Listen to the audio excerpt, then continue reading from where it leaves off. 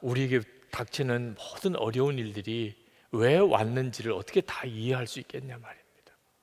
하나님께서 그것을 우리에게 어떻게 일일이 다 설명하고 우리가 깨달게 할 수 있겠어요? 그러니까 우리가 살아가는 동안에 어떤 일이 좋다 나쁘다고 판단하기가 우리 생각으로는 사실 다 미흡한 거예요. 우린 진짜를 알 수가 없어요. 단 하나 길이 있다면 믿음으로 아는 것뿐이에요. 하나님은 정말 살아계시고 그리고 나를 아시고 나를 구원하셨다면 하나님께서 나에게 허락하신 거예요.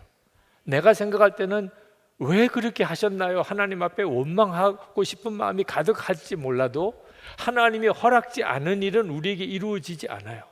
그럼 하나님이 허락하셨다면 거기에는 반드시 하나님의 어떤 계획이 있는 거예요.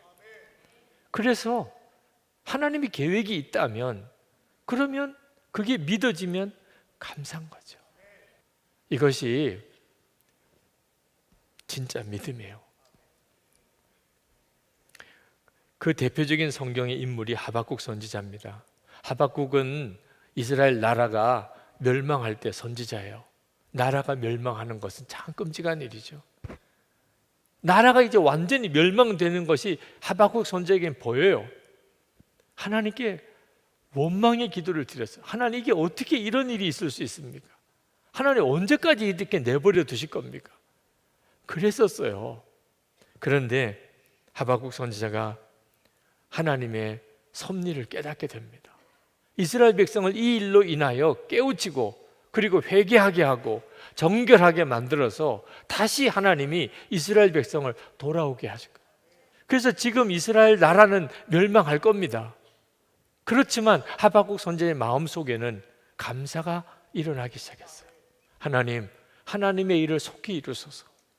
하나님이 하시려는 일을 하나님이 속히 이루소서. 그렇게 기도를 하게 됩니다. 도무지 감사할 게 없을 것 같은 상황인데도 감사가 나오는 거예요.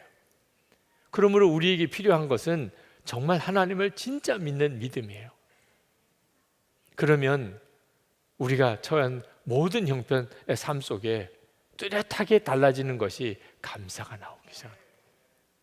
그 감사가 바로 주님과 동행하는 열쇠인 것입니다. 감사는 우리가 살아가는데 우리의 삶에 어떤 어려움과 저지에서도 우리를 건져낼 힘이에요.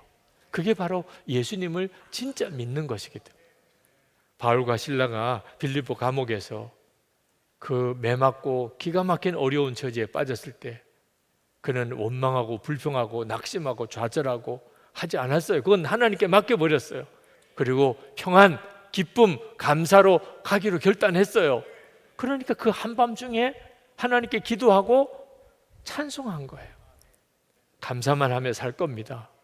평안과 기쁨으로 그렇게 살아가겠습니다. 그렇게 해보자는 거예요.